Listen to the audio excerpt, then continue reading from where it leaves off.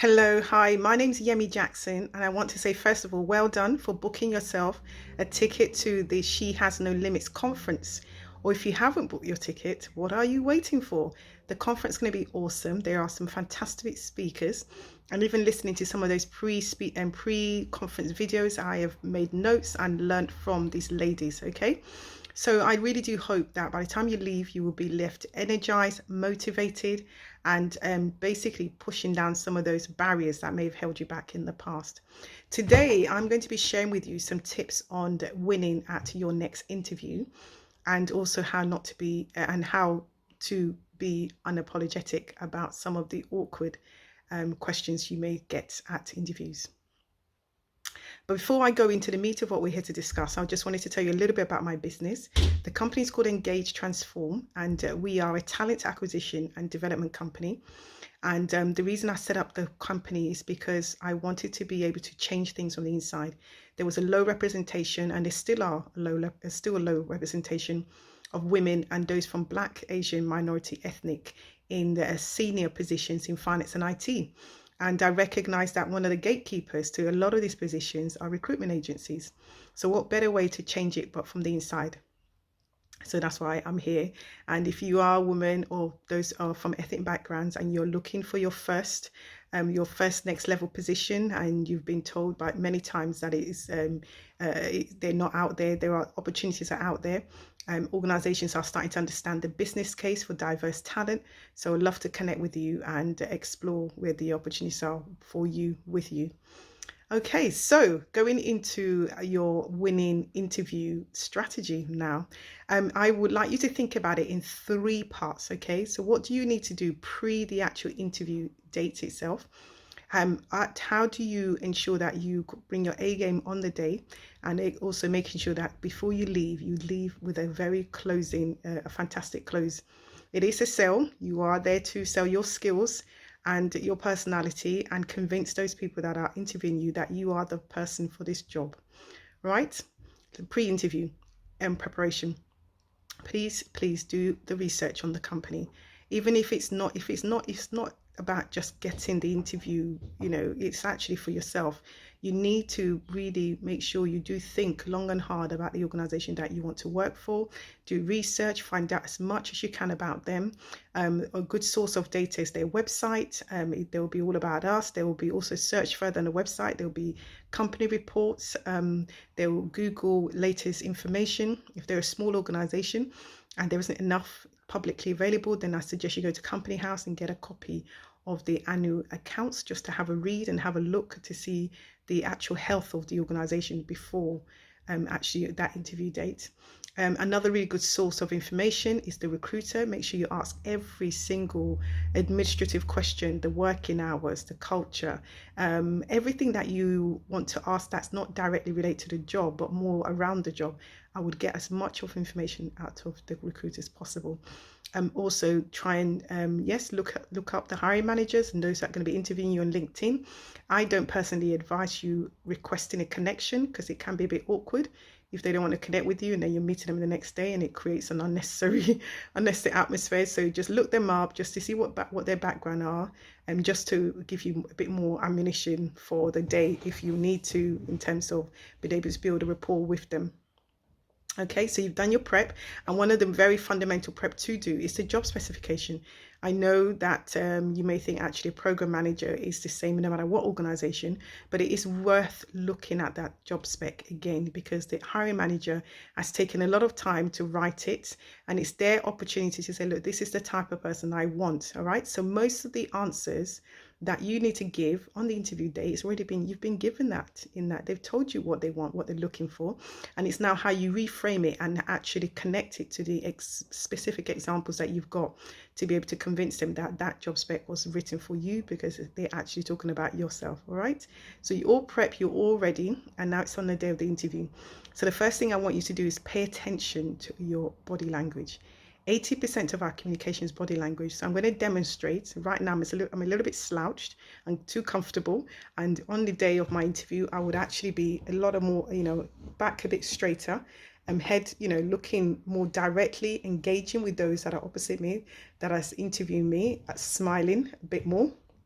maybe not too much, but a nice, smiley, friendly face, because people want to work with people that they can relate to and who have a friendly manner about them. And also, what I'm now going to talk to you about is a framework. Okay, we're not going to go through every possible question they're going to ask you, because what I want to give you is a framework that no matter what question is thrown at you, you know how to answer it. So I'd like to use the acronym called STAR, which is situation, actions, and the results. Okay, so whatever question they may ask, whether it be around time management skills, whether it be around delegation, whether it be around prioritization, what you want to do is give a specific example that demonstrates that competency, linking it back to your last job, linking it back to a specific situation. Tell them what actions you took, not we, the actions that you took, and what the fantastic outcome was from that specific example. Yeah, and that works for most of the questions that you're going to be asked. So this is some of the stuff you probably need to think about, giving examples of how you demonstrate the competencies required for the job. Two questions that I'd just like to touch base on, that's always asked, which is about your strength and your areas of development. When they ask you what a strength is, please stay on point, stay focused, and make sure you only give them examples about the actual job. So make sure it's a strength that relates to that specific role that they're looking for in the job specification that you've already read before. Okay, so you're constantly, every opportunity to say, this is the strengths that I have that relates to this job. When they talk about what areas of development do you have, please ensure that the areas of development you give them as an example does not directly relate to the job that you're interviewing for. It's very difficult for a hiring manager to take somebody on who's already told them that actually they've got areas of weaknesses that may mean they can't actually do the job that they set opposite of. So make sure that the areas of development you discuss are things that are quite generic, that most people have, perfectionist women, we know we like to get everything really, and that's one that you get them nodding, thinking, okay, that's an area of weakness that I have as well. Okay. The other thing that is, and the next thing I want to talk to you about is the awkward questions. Okay. The awkward questions. Why have you left your last role? Or and what happened at your last role? No matter how bad your last job was, this is not the opportunity to let rip and say how bad the organization was and how bad the boss was. What you need to be doing is telling them about the fact that, look, the culture didn't quite work for me as an individual. I kind of misunderstood what maybe some of the expectations, and as soon as I realized that, I wanted to invest time in pursuing a role and a company that I felt that I will be able to thrive and grow. Okay, keep it positive in terms of the action you took once you realize that actually I've made a mistake, and I'm confident enough to actually admit that early and look for something else. The next question they may ask is, what have you been doing for the last 4 years that you've not been working? Okay, so that is your fantastic opportunity to talk about how you have kept abreast of all the various things that's happening in industry, and some of the examples of some of the new learnings that you've gained outside of paid work that you really do believe will add value back to the organization.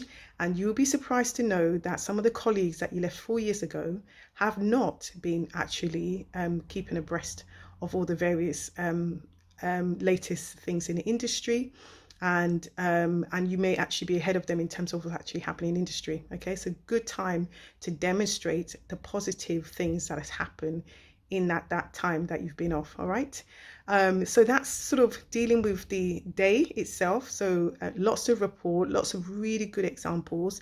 Avoid theoretical answers. Okay, give real examples. The next thing I'd like to talk to you about really is how to close, because it is a close. You've been on a sales pitch about who you are, and now it's for you to really reel them in and show them that you are really a strategic thinker. And they will say to you, do you have any questions? Okay, the wrong answer is no.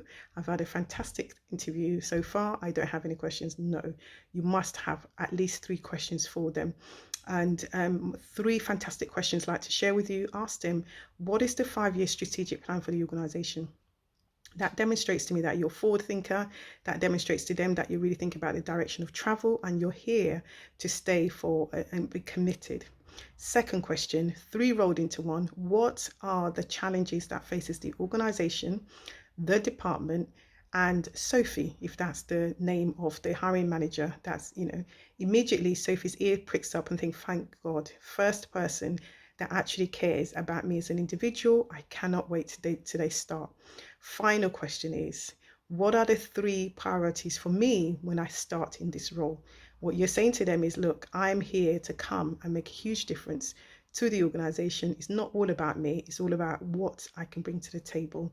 I really hope that's helpful. It's been more about framework as opposed to the specifics, so that you can adapt it to whatever interview you have and whatever industry. Love to connect with you. So I am on LinkedIn. My company Engage Transforms got an Instagram page. We also have a Facebook page, and we're now on Twitter. So really, if you want to book some time in my diary for us to go through either your next career move or discuss any more detail on interview tips, please feel free to connect with me. Thank you for listening.